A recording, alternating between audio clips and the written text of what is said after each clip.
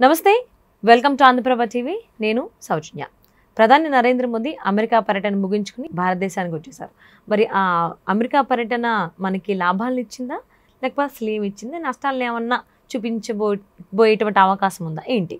ఈ అంశానికి సంబంధించి మనకు తెలియని ఎన్నో విషయాలను మనకు తెలియచేయడానికి ఈరోజు మనతో పాటు ఉన్నారు senior journalist, Andhraprabha editor YSR Sharma గారు ఉన్నారు. వారితో మాట్లాడతారు. నమస్తే శర్మ గారు. నమస్తే అండి. ఫైనల్లీ అమెరికా పర్యటన ముగించుకుని ప్రధాని నరేంద్ర మోదీ భారతదేశానికి వచ్చారు. సో మరి ఈ పర్యటన మీద చాలా హోప్స్ పెట్టుకున్నారు. అంటే అక్కడ ఉన్నటువంటి మన ఇండియన్స్ కావచ్చు, చుట్టాలు ఎవరైతే అక్కడ ఉంటున్నారో ఇక్కడ వాళ్ళు ఓకే కొంచెం ఏమన్నా అటు ఇటుగా ఇబ్బందుల్ని తీర్చేసి అలాగే ఏమన్నా చేశారు, అసలు ఏం చేశారు అనేటువంటి డౌట్స్ అందరిలోనూ రైజ్ అవుతున్నాయి. సో అమెరికా పర్యటన నరేంద్ర మోదీది పాజిటివా నెగిటివా, అసలు ఏంటి రిజల్ట్స్? యాక్చువల్లీ నరేంద్ర మోడీ గారు 10వ తారీఖు నుంచి 10, 11, 12, 13, 14 2 రోజుల ప్రోగ్రాము.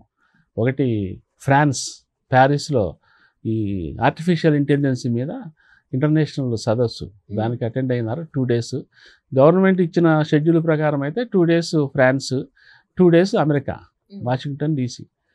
కానీ వాషింగ్టన్ డీసీలో ఆయన 2 రోజులు టెక్నికల్గా అయితే 2 రోజులు గడిపినట్టే, కానీ హెక్టిక్గా అయితే ఒక 1 day మాత్రమే జరిగింది. యాక్చువల్లీ మొన్న రాత్రి వాషింగ్టన్ డీసీలో దిగారు, నిన్న రాత్రి ఢిల్లీలో దిగారు, అంతే సింపుల్. అయితే ఏంటి, మోడీ ప్రతిసారి అమెరికా వెళ్ళినప్పుడల్లా మనం గతంలో చూసాం, ఒబామా దగ్గర నుంచి బైడెన్ దగ్గర నుంచి ఇప్పుడు కిందసారి మొదటిసారి ట్రంప్ ఉన్నప్పుడు. సో అప్పుడు ఉన్నంత హంగామా, అప్పుడు ఉన్నంత ఆ బజ్ ఈసారి కనపడలేదేమో అనిపిస్తుంది మనకి. ఎందుకంటే అప్పట్లో ఒబామాతో కానివ్వండి, మొదటిసారి అధికారంలోకి వచ్చిన ట్రంప్తో కానివ్వండి, ఆయన చేతుల్లో చేసి లాన్స్లో నడుస్తూ ఒక రకంగా చట్టాపట్టాలు వేసుకొని నడిచిన సీన్లు ఈసారి మనకు కనపడలా. దానికి కారణాలు కూడా ఉన్నాయి. ఎందుకంటే అసలు మోడీ టూర్ గురించి ఇండియానే కాదు ప్రపంచమంతా కూడా, ముఖ్యంగా అమెరికాతో సఫర్ అవుతున్న దేశాలు కూడా చాలా ఈగర్గా ఎదురు చూసినాయి. దానికి కారణం ఏంటంటే ముఖ్యంగా ఇల్లీగల్ మైగ్రేషన్, ఈ డిపోర్టేషన్ జరిగింది కదా, వలసదారులను బయటికి పంపించడము. మన ఇండియాకు కూడా వచ్చారు, అక్రమ వలసదారులు వచ్చారు. మోడీ రాత్రి ఢిల్లీలో దిగారు, ఇవాళ నైట్ ఇంకొక విమానం దిగుతున్నది, ఇంకొక 200 మందినో 300 మందినో అక్రమ వలసదారులను వేసుకొని. సో అంటే మోడీ అమెరికా వెళ్ళొచ్చినప్పటికీ కూడా అక్రమ వలసదారుల పంపిణీ తరలింపు అనేది ఆగలేదు. అయితే మోడీ వెళ్ళింది అయితే ఇందుకు కాదు. మోడీ వెళ్ళింది ఇందుకు కాదు. యాక్చువల్లీ ట్రంప్ మళ్ళీ 2వసారి అధికారంలోకి వచ్చారు కాబట్టి, అక్కడ దాకా ప్యారిస్ పెడుతున్నాం కాబట్టి పనిలో పనిగా ఈ ప్రోగ్రాం కూడా వేసుకొని ఆయన్ని విష్ చేసినట్టు ఉంటుంది. పనిలో పనిగా కొంత రక్షణ ఒప్పందాలు వాటిని కొంచెం ఎన్హాన్స్ చేసుకొని రావటము. ఇక ఇటువంటివి ఈ వీసాలు 1B వీసా ఇటువంటివి ఉన్నాయి కదా, కొన్ని ఇష్యూస్, వాటిలో కొంచెం మోడీని సాటిస్ఫై చేసి మన ఆర్గ్యుమెంట్తో ఇండియన్స్కి కొంచెం ఇబ్బందులు లేకుండా కనీసం కొన్ని ఇబ్బందులైనా తొలగించే కార్యక్రమం చేయటం కోసం ఉద్దేశించుకున్న ప్రోగ్రామ్ ఇది. సరే, అందులో అయినా సక్సెస్ అయినారా అంటే, ఆల్రెడీ ఇండియాకేను అమెరికాకి దాదాపు 10 ఏళ్ల నుంచి చాలా మంచి సంబంధాలు అండ్ ఒప్పందాలు, రక్షణ ఒప్పందాలు, రక్షణ సహకారము, వాణిజ్య సహకారము $1 బిలియన్, $100 బిలియన్ నడుస్తున్నది. ఇప్పుడు నిన్న కూడా రక్షణ సహకారం, డిఫెన్స్ రంగానికి సంబంధించి చాలా పెద్ద బాస్కెటే దొరికింది. అయితే ఇది ఒక F-35 యుద్ధ విమానాలని రకరకాల పరికరాలు అవి ఇవ్వటానికి ట్రంప్ ఆసక్తి చూపించారు. అవన్నీ కూడా బైలాటరల్ రిలేషన్స్లో భాగంగా ఇప్పుడు జరుగుతున్న అమల్లో ఉన్న ఒప్పందాలకి ఎన్హాన్స్మెంట్ ఒప్పందాలు అంతే తప్ప వాటిల్లో పెద్దగా ఇది కూడా కాదు. అయితే అవన్నీ చూస్తే ఏంటంటే కొన్ని లక్షల $1 బిలియన్ ఒప్పందాలు అవి. ఓ పక్కన మోడీనేమో ఇక్కడ made in India slogan, NDA government ముఖ్యంగా మోడీ స్లోగన్ అదే కదా, మనం సొంతంగా ఏదైనా సరే మనం సొంతంగా తయారు చేసుకోవాలి. మన ఉత్పత్తులు మన దేశంలో స్వావలంబనతో పాటుగా మన ఉత్పత్తుల్ని ప్రపంచంలో ఎగుమతి చేసి విదేశీ కరెన్సీని సంపాదించుకోవాలి అని, విదేశీ మార్గద్రవ్యాన్ని సంపాదించుకోవాలి. కానీ మరి అమెరికా నుంచి నిన్న మోడీ ప్రపోజల్స్ పెట్టి ట్రంప్ చేత ఓకే అనిపించుకున్నవన్నీ కూడా మరి అవన్నీ కూడా మరి ఇండియాలో స్వావలంబన ఎట్లా, ఇంకా అమెరికా మీదనే నువ్వు డిపెండ్ అయితే ఇంకా స్వావలంబన సాధించేది ఎక్కడ? దానికన్నా కూడా ఫారిన్ టెక్నాలజీని తీసుకొని అక్కడ ఉన్న ఎక్స్పర్ట్స్ స్కిల్ ఎంప్లాయీస్ని తీసుకొచ్చి ఇక్కడ మన వాళ్ళకి ట్రైనింగ్ ఇప్పించి ప్రొడక్షను ఎక్విప్మెంట్ అవన్నీ కూడా ఇక్కడ లోకల్గా తయారు చేసుకునే కార్యక్రమాలు చేయాలనేది ఒక వాదన. సో మేక్ ఇన్ ఇండియా అంటూ ఇప్పుడు మోడీనేమో మేక్ ఇన్ ఇండియా అంటాడు, ట్రంప్ ఏమో అమెరికా గ్రేట్, అమెరికా ఫస్ట్ అంటాడు.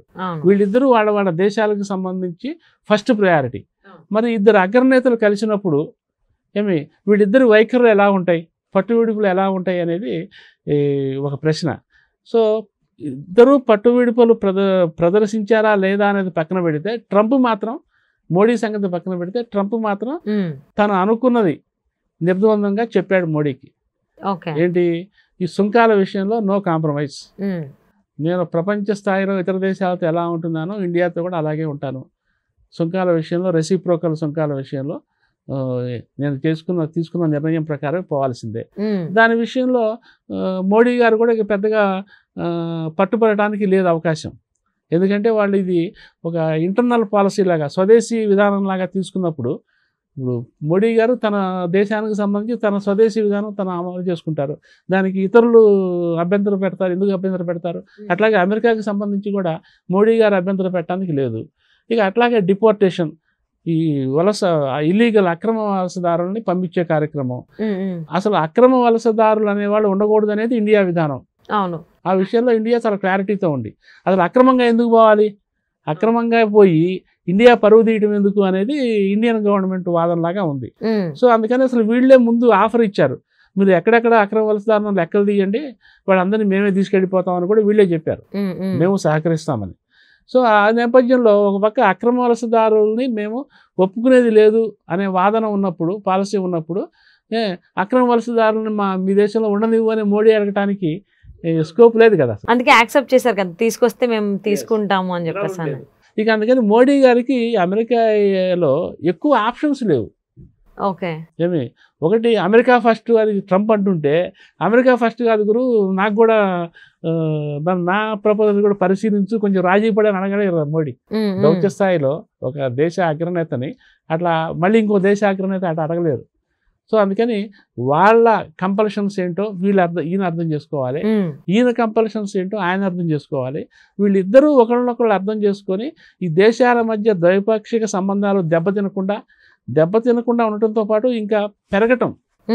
ఇప్పుడు 10 ఏళ్ల క్రితం ఎట్లా ఉన్నాయో సంబంధాలు ఇప్పుడు అట్లా ఉండకూడదుగా. ఈ 10 ఏళ్ల తర్వాత ఇంకా బలపడాలి, మళ్ళీ వచ్చే 10 ఏళ్ళకి ఇంకా బలపడాలి. అట్లా విధానాలు రూపొందించుకోవాలి. సో వీళ్ళిద్దరూ కూడా అట్లా ఒకళ్ళ కంపల్షన్స్ ఇంకొకళ్ళని ఒత్తిడిగా తీసుకోకుండా కేవలం ద్వైపాక్షిక సంబంధాల్లో ఆ ఒప్పందాలను ఎన్హాన్స్మెంట్ చేసుకోవడం వరకే పరిమితమైనారు. సో మోడీ అండ్ ట్రంప్ వ్యక్తిగతంగా వాళ్ళిద్దరు బాడీ లాంగ్వేజ్ చూసినా, షేక్ హ్యాండ్లు ఇచ్చుకోవటము, కరచాలనాలు చేసుకోవటము అండ్ ఆలింగనాలు చేసుకోవటము, ఫ్రెండ్లీగా ఇద్దరు మాట్లాడుకోవటము, అవన్నీ పక్కన పెడితే ఇవి ఏ దౌత్య స్థాయి సమావేశాలైనా ఉంటాయి. కాకపోతే అటు ట్రంప్ ఇటు మోడీ అనేసరికి ఇంకా అది కొంచెం ఎక్కువగా ఉంటుంది.